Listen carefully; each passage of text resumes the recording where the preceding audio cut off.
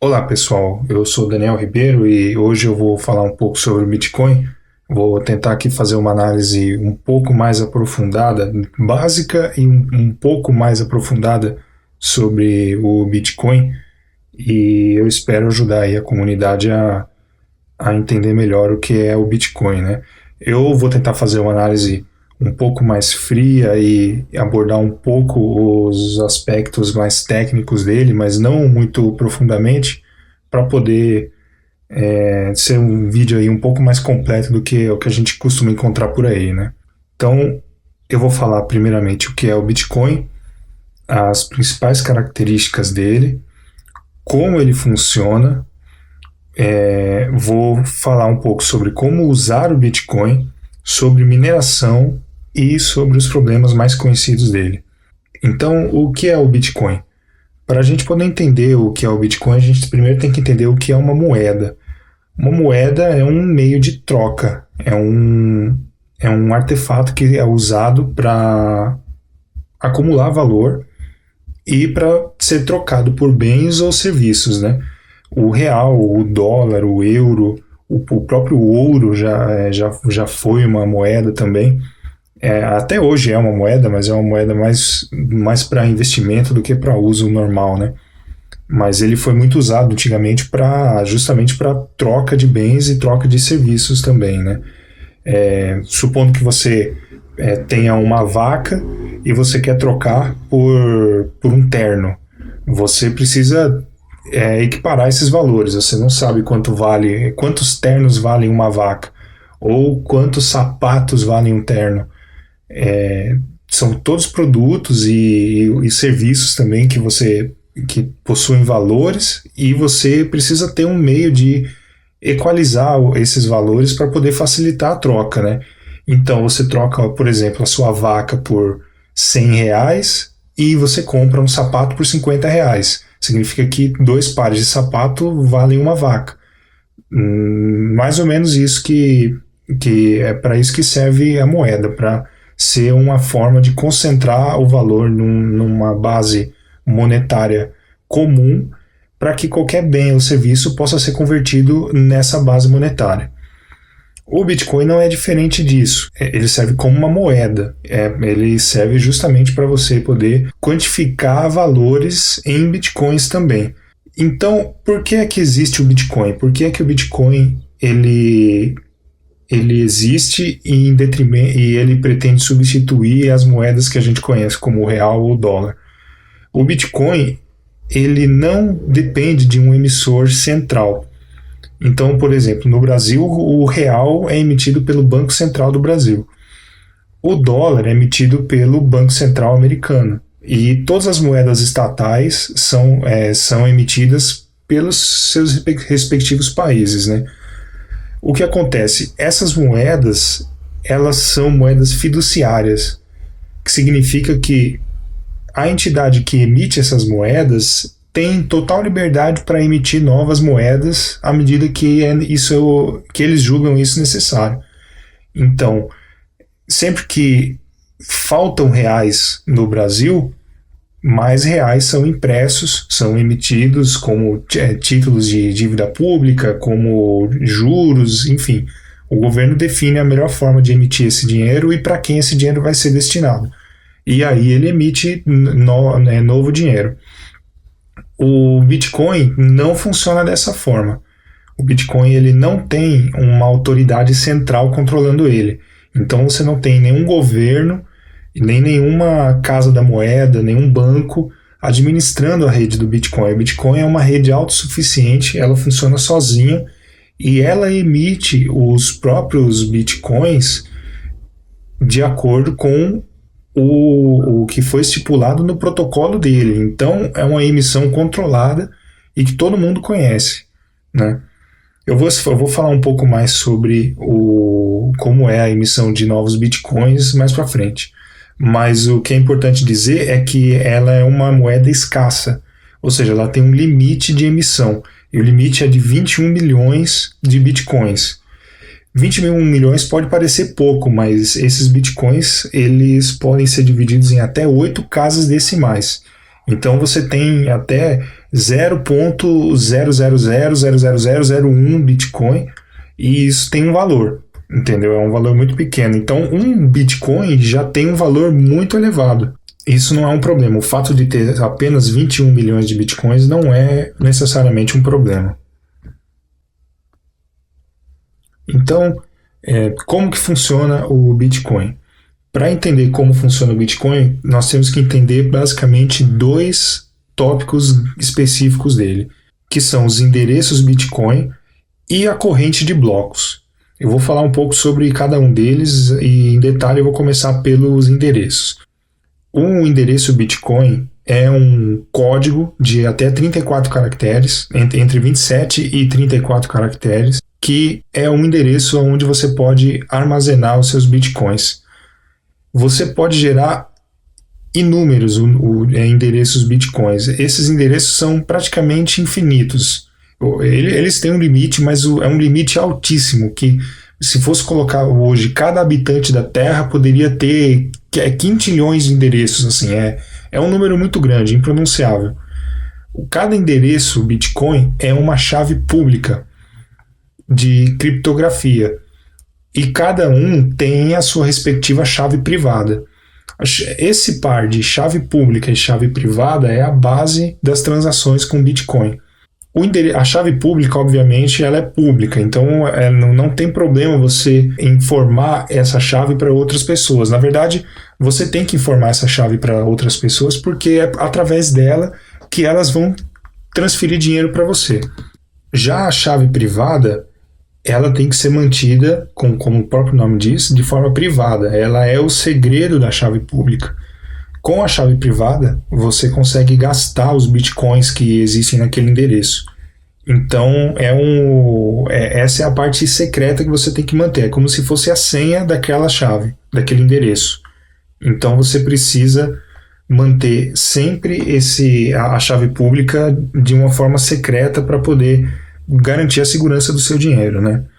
Um artifício que é muito usado nas transações do Bitcoin são os QR Codes, que são esses desenhos de código parece um código de barras, só que com vários quadradinhos. Esse QR Code nada mais é do que a representação desse código, dessa chave pública, de uma forma gráfica. Essa forma é muito fácil para câmeras e para leitores de tela conseguir ler isso e identificar isso como um código. Então, na verdade, sempre que você vê um código desse aqui, você pode ter certeza que ele representa ou um QR Code ou um endereço de internet. É só uma forma de facilitar a leitura desses endereços por aparelhos, por leitores de código de barra ou por celulares, câmeras de celular, enfim. A corrente de blocos é a segunda base do Bitcoin. O que é a corrente de blocos? É um banco de dados distribuído. Simples assim. A corrente de blocos é um banco de dados que é aumentado a cada 10 minutos. Esse é o tempo que o protocolo do Bitcoin define como o tempo ideal de criação de cada bloco. E a corrente de blocos, ela é formada por blocos de transação. Então, cada bloco da corrente de blocos possui internamente as transações que foram realizadas naquele momento. E a cada 10 minutos um bloco novo é gerado. Isso significa que as transações são incluídas na corrente de blocos a cada 10 minutos.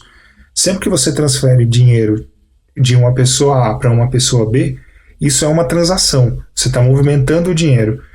E essa transação ela vai ficar armazenada num bloco da corrente de blocos.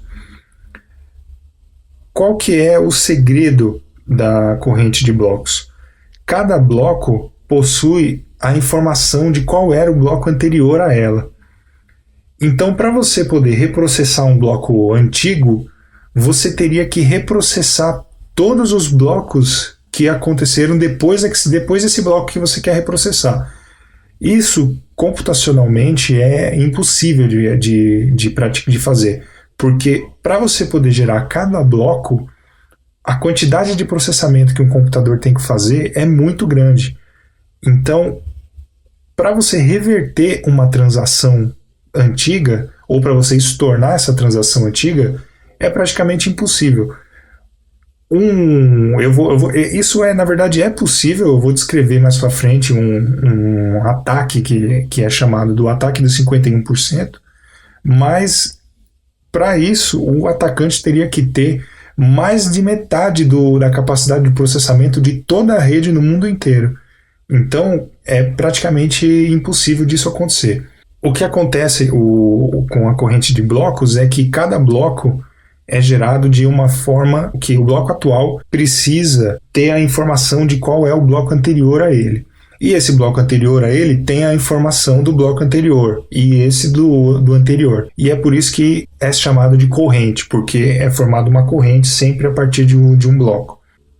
A corrente de blocos, ela é pública, ela é conhecida por todo mundo. Isso significa que todo mundo tem acesso a todas as transações que são realizadas dentro da rede Bitcoin.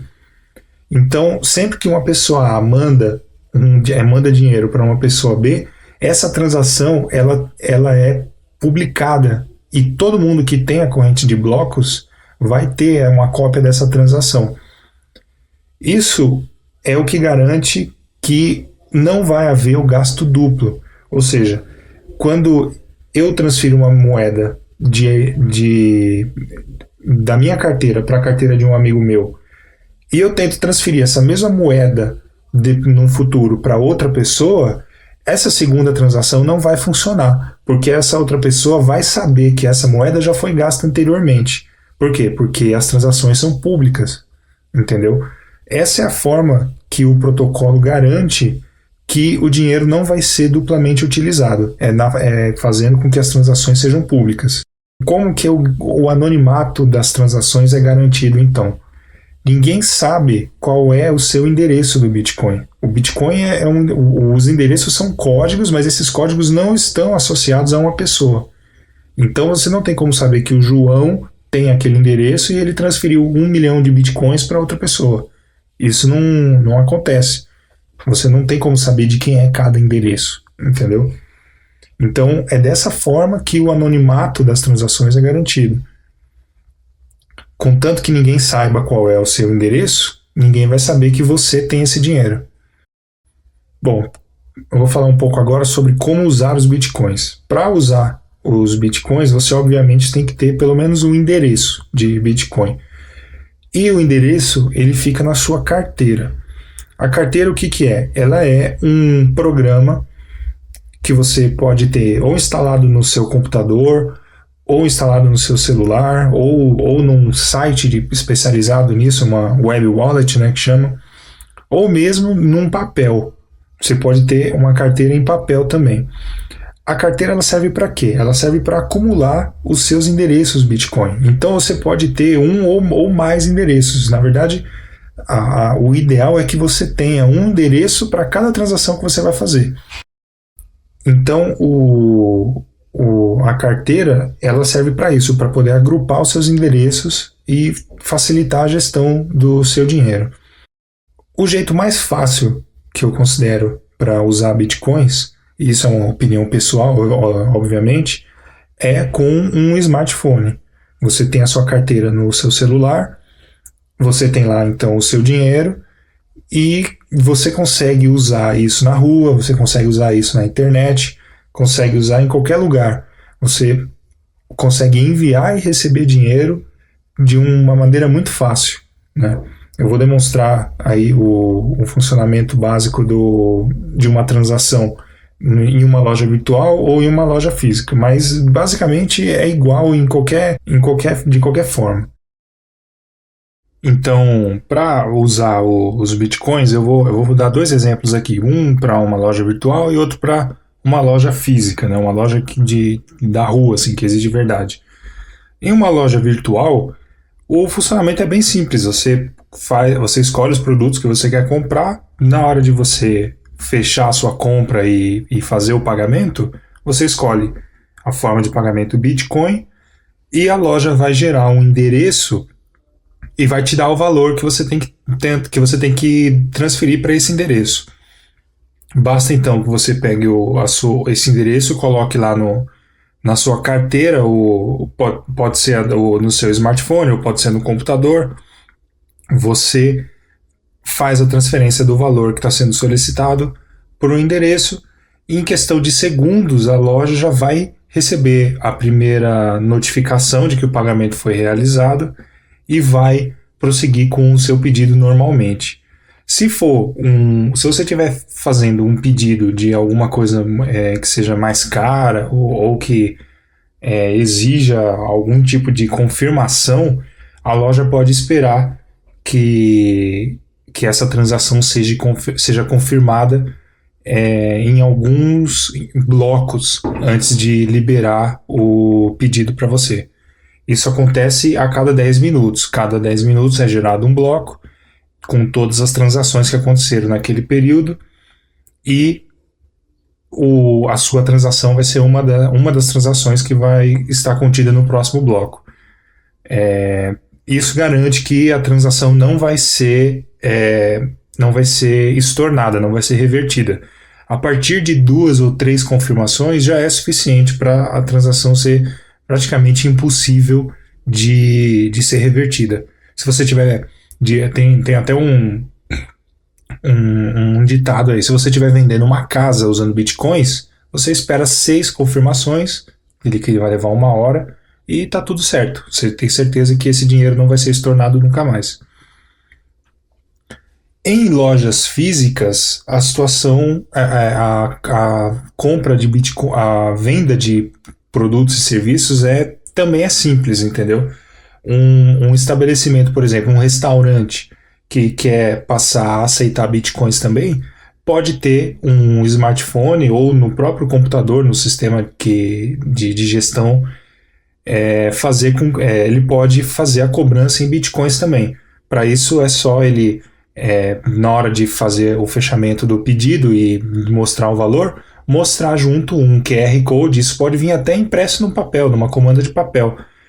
E aí você, com o seu smartphone, você escaneia o QR Code, faz o pagamento e em questão de segundos o restaurante vai receber a notificação do primeiro pagamento. Como as transações desse tipo de estabelecimento geralmente são de baixo valor, você paga um almoço, paga um produto que seja mais barato e tal, você pode trabalhar sem ter as confirmações em tempo real. Você vai receber a primeira confirmação a partir de 10 minutos, mas a chance de que você tenha um gasto duplo com uma transação originada a partir de um celular é muito pequena. Então, você pode ficar tranquilo com relação a isso, se você for o dono do estabelecimento, né? A compra é bem tranquila também. Bom, para você comprar ou vender bitcoins, existem basicamente 2 formas. Uma é através da casa de câmbio e a outra é diretamente de outra pessoa, né? Existem algumas casas de câmbio que são chamadas de exchanges lá fora, né? Aqui são casas de câmbio, como o Mercado Bitcoin, o Bitcoin to You, o Bitfication, entre outros aí que aceitam depósitos em reais e você pode comprar bitcoins usando reais, né? Elas são uma mistura de casa de câmbio com bolsa de valores, porque você coloca ordens de compra e ordens de venda nesses sistemas e você pode comprar ou vender os seus bitcoins pelo valor que você achar conveniente, né? Outra forma de fazer isso é diretamente das pessoas que têm bitcoins. Então, existem sites, por exemplo, o Local Bitcoins, onde você pode anunciar que você está querendo comprar ou vender bitcoins. Você diz lá quais são as condições, o valor que você quer pagar, o valor que você está cobrando, enfim, da onde você é e como vai ser conduzida essa negociação. Alguns vendedores vendem até pessoalmente bitcoins. Você marca um dia e hora, você encontra com o vendedor num local que vocês combinaram e faz a troca. Você paga para ele em dinheiro e recebe os bitcoins na hora. Bom, eu vou falar um pouco agora sobre mineração. Eu falei anteriormente que os blocos são gerados a cada 10 minutos e que eles contêm todas as transações e tal, Mas você deve estar se perguntando, se o Bitcoin não tem uma autoridade central, então quem é que gera esses blocos, né? Onde eles ficam armazenados, né? E a resposta para isso é o processo de mineração. A mineração, ela é um processo computacional, né? São computadores que fazem isso. E esses computadores, eles estão conectados em rede, pela internet, né? Mas numa rede P2P, que é uma rede descentralizada, criada especificamente para esse fim. E o que acontece? Esses computadores todos estão competindo para descobrir o próximo bloco. Então, existe uma carga de processamento enorme para você poder descobrir qual vai ser o próximo bloco da corrente de blocos. Quem descobre esse bloco tem uma recompensa. A recompensa atualmente está em 25 bitcoins por bloco. Então, o minerador, né, o computador ou o grupo de mineradores que consegue descobrir qual vai ser o próximo bloco a partir de um processo computacional que demanda muita capacidade de processamento do computador, esse minerador vai ser recompensado com 25 bitcoins. Então, esse bloco vai conter todas as transações que aconteceram naquele período e mais uma transação de emissão de novos bitcoins, que são 25 bitcoins por bloco. O tempo médio de criação de cada bloco é de 10 minutos. Ele pode não ser exatamente 10 minutos, mas o protocolo tenta colocar como tempo ideal 10 minutos. Então, o que acontece? Prevendo que a cada ano, a cada 6 meses, sei lá, a capacidade de processamento dos computadores fica mais e mais potente, né, mais veloz, o protocolo prevê que o cálculo que é necessário para poder fazer um novo bloco tem que ser dificultado. Então o que ele faz? A cada 2016 blocos, o protocolo verifica quanto tempo, em média, os últimos 2016 blocos foram gerados para poder definir qual vai ser a dificuldade dos próximos 2016 blocos. Se você colocar numa linha do tempo, 2016 blocos, se forem gerados a cada 10 minutos, dá exatamente 2 semanas. Então, a cada 2 semanas, a dificuldade da mineração é recalculada pela própria rede, e a própria rede define que o processo de mineração vai ser mais difícil ou mais fácil, né? Isso tudo depende do quê? Da capacidade de processamento de toda a rede. Então, no começo do Bitcoin, por exemplo, em 2009, com um computador simples da época, com uma placa de vídeo barata, já era suficiente para poder minerar Bitcoins com relativa facilidade, né?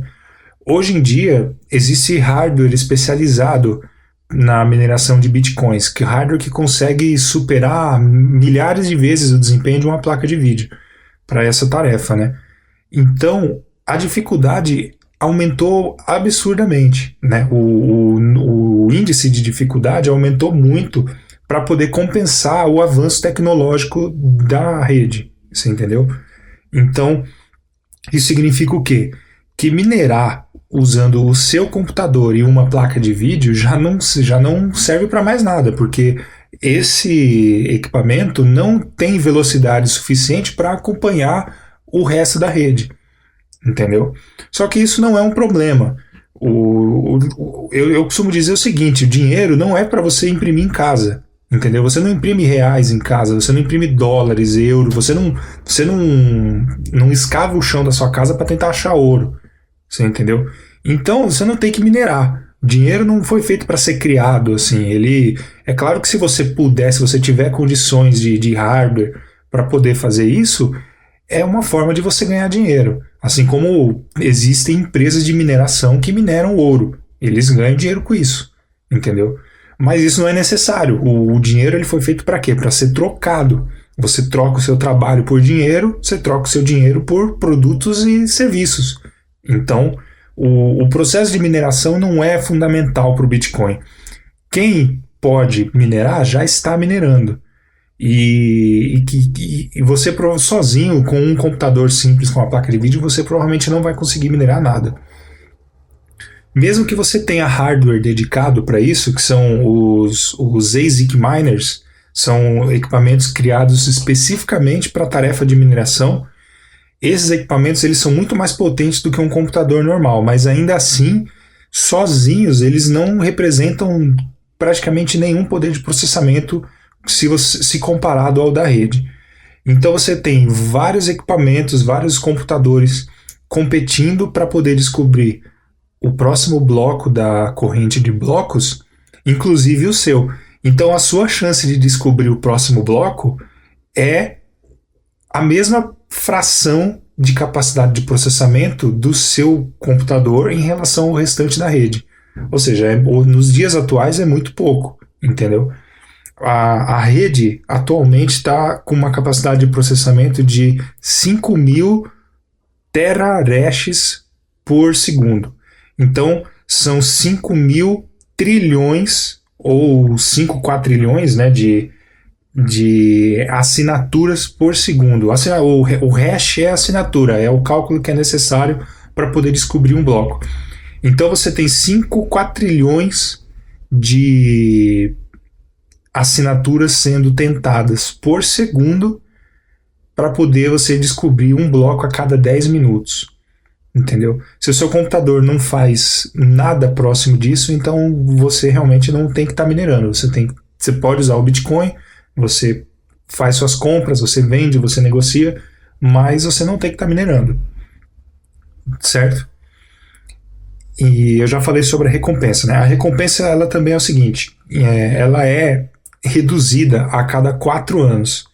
Então ela já foi de 50 bitcoins por bloco, agora em 2013 ela passou a ser de 25 bitcoins por bloco, daqui 4 anos ela vai ser reduzida pela metade novamente, vai ser de 12,5 bitcoins por cada bloco, e assim sucessivamente. A cada 4 anos a recompensa é diminuída pela metade.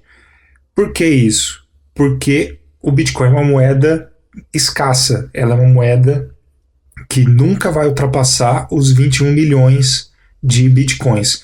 E ela só vai atingir esses 21 milhões de Bitcoins no ano de 2140. Então está muito longe ainda, você entendeu? Qual que é a ideia?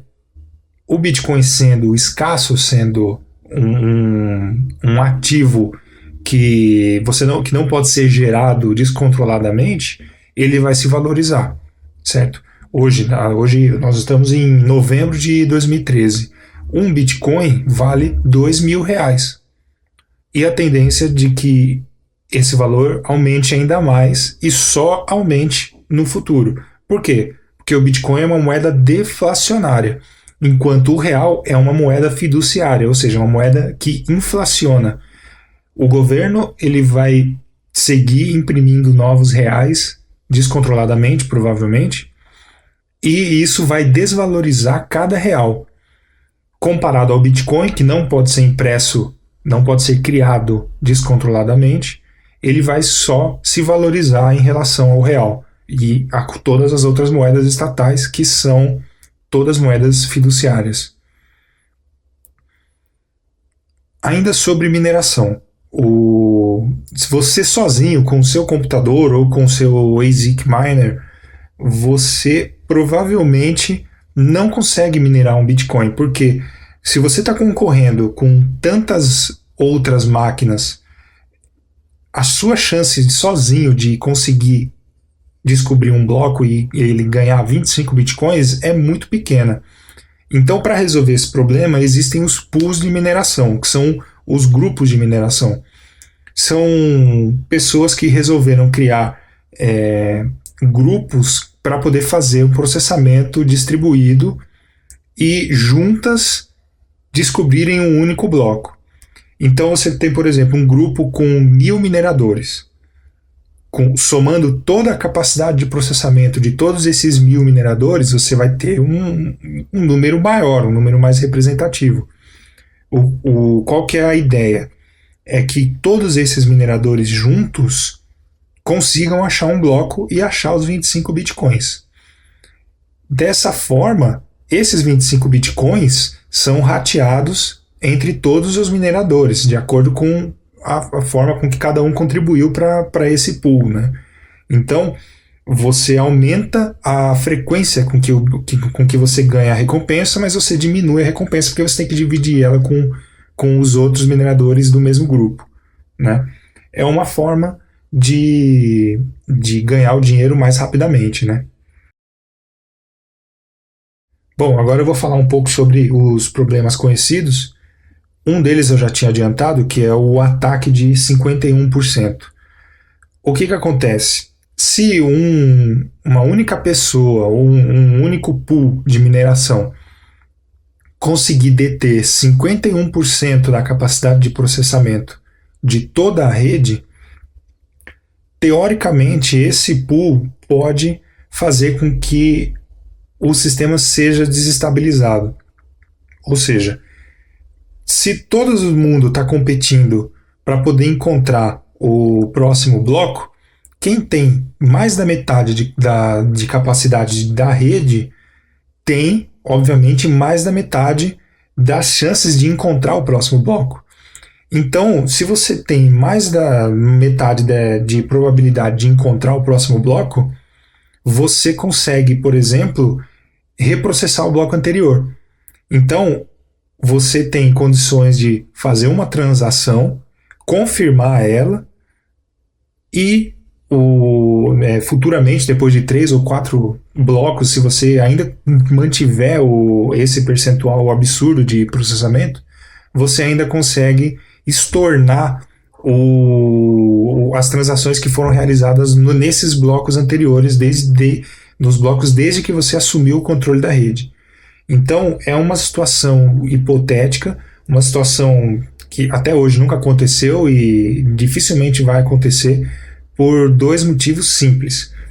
Primeiro, porque a capacidade de processamento necessária para isso é muito, muito grande. E provavelmente os mineradores nenhum pool de mineração consegue uma capacidade de processamento tão grande. O segundo, porém, é que desestabilizar o sistema Bitcoin não é interessante para ninguém, muito menos para quem está dentro do sistema. Então, um pool de mineração que vive ganhando Bitcoins e vive da valorização do Bitcoin não tem interesse nenhum em atacar a rede para poder derrubar o valor do Bitcoin. Você entendeu? Então, por mais que seja possível, não tem aplicação prática, não pode acontecer, entendeu? É muito difícil de acontecer, ninguém quer ver o seu patrimônio, o seu dinheiro virar pó, então isso não pode acontecer. Esse é um dos ataques. O outro problema conhecido é conhecido como firewall chinês. Ele, apesar do nome, ele não tem necessariamente a ver com a China. O que acontece? Na China, todo o acesso à internet é controlado por um firewall do governo que limita o que é que todo o tráfego de rede que entra e sai de dentro da China. Essa situação hipotética é supondo que a China simplesmente corte a internet de dentro para fora. Ou seja, as pessoas que estão dentro da China vão ter lá a sua rede, a sua internet interna funcionando, e as pessoas que estão fora da China também. Só que elas não vão ter comunicação entre si. Então, os pools de mineração, os mineradores da China não vão ter comunicação com os mineradores de fora da China. Qual que é a consequência disso? Cada uma dessas redes, como elas são descentralizadas, elas vão continuar minerando e continuar gerando seus próprios blocos. Então você vai ter uma divisão aí. Você vai ter a corrente de blocos dentro do território que está isolado e você vai ter a corrente de blocos fora dessa rede isolada. E esses blocos vão continuar a ser criados a cada 10 minutos ou o tempo que for necessário para isso. E isso pode, então, gerar são 2 correntes de blocos distintas, entendeu? O protocolo Bitcoin está preparado para isso, Porém, o que acontece nesse caso não é legal. Porque quando as redes voltarem a ter comunicação umas com as outras, uma com a outra, o protocolo Bitcoin define que a maior corrente de blocos deve prevalecer. Então, se a maior corrente de blocos for a que aconteceu na China, é ela que vai prevalecer. E todos os blocos que foram gerados na corrente de fora vão ser estornados até o momento em que a rede era uma só. Então, qual que é o maior problema disso? As transações que antes estavam confirmadas, agora elas vão ter que ser reconfirmadas. E se houve um ataque de gasto duplo nesse meio tempo, essas transações não vão ser confirmadas. Então, a transação que vai prevalecer é a do maior bloco, e a transação que antes havia sido confirmada na corrente que não existe mais, agora não existe, a transação não existe mais. E isso pode acarretar um prejuízo financeiro para alguém. Já aconteceu da blockchain se dividir uma vez. Houve um problema técnico entre versões do Bitcoin, mas isso acabou se solucionando porque a engenharia do Bitcoin, a forma como ele foi feito, permite isso, permite que as transações sejam reconfirmadas na corrente que prevaleceu, né? E a maioria das transações realmente foi confirmada normalmente, né? O terceiro e o quarto problema que eu vou relatar aqui, eles não são de ordem técnica, e sim de ordem política, que é, por exemplo, uma proibição estatal. Imagine que o governo brasileiro, por exemplo, proíba qualquer tipo de negociação usando bitcoins.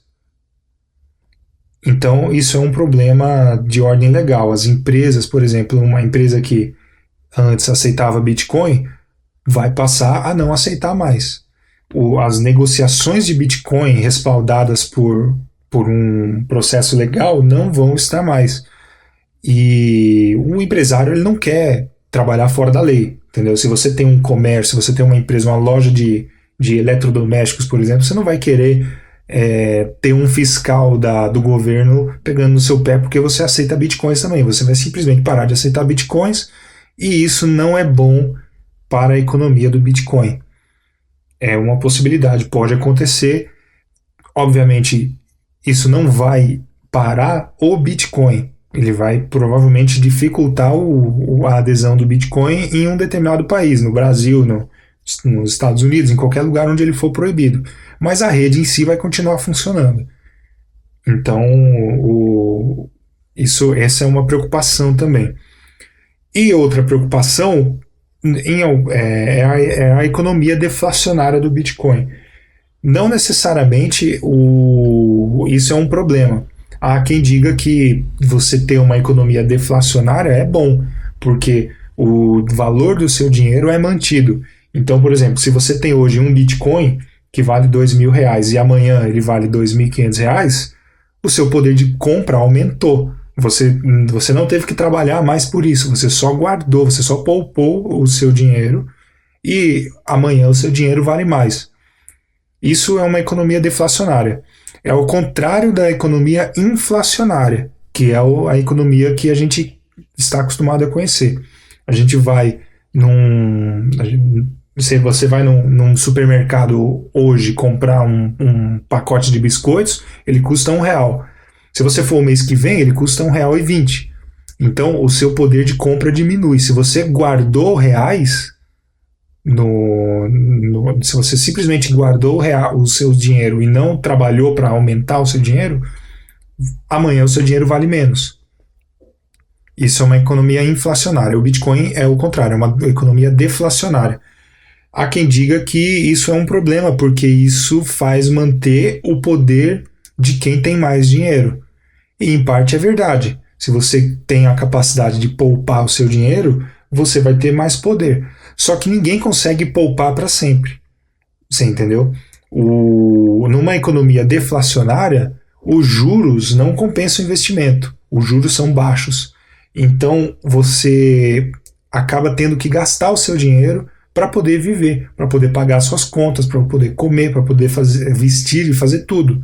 Então, o seu dinheiro, uma hora ou outra, vai ter que entrar em circulação de novo e vai parar na mão de alguém. Essa é uma forma de fazer a economia andar, né? Outra forma é a forma como a economia inflacionária que ela obriga todo mundo a trabalhar para poder manter o valor não o valor do dinheiro, mas manter-se com o dinheiro, com o poder de compra equivalente, entendeu? Então você tem que trabalhar para você poder ter dinheiro, para você poder emprestar dinheiro, por exemplo, os outros e cobrando juros por isso. Os juros é sempre o valor da inflação mais o valor do seu lucro. Então, os bancos ganham muito dinheiro com isso e essa é uma forma de abordar também. Eu não vou dizer aqui o que é melhor e o que é pior, mas isso fica para você, né? Bom, então só para concluir, a gente viu que o Bitcoin é uma moeda escassa, então ela é deflacionária. Ela não é controlada por nenhum governo e nenhuma empresa. A emissão dela é constante e conhecida por todos. Ela é pseudo-anônima. As transações são públicas, mas ninguém sabe quais são as partes que realizam essas transações. As transações não podem ser estornadas. As transações elas têm um custo muito baixo ou são praticamente gratuitas.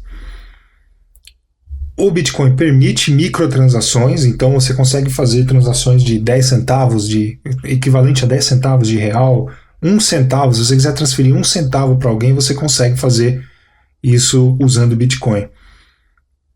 Cada vez mais estabelecimentos aceitam o Bitcoin. Então, por exemplo, o Subway lá dos Estados Unidos já está aceitando Bitcoins. O WordPress aceita Bitcoins. Aqui no Brasil nós temos alguns estabelecimentos também que aceitam.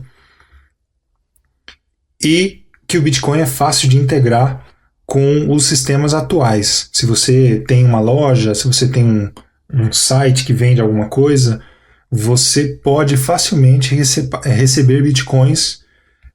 Isso não é difícil de integrar com o seu sistema atual. Tá certo? Eu espero que vocês tenham gostado do vídeo. Deixem aí comentários, sugestões, dicas. Se eu cometi algum erro, vocês me dizem aí. E eu estou à disposição para qualquer esclarecimento. Um abraço e até mais, hein?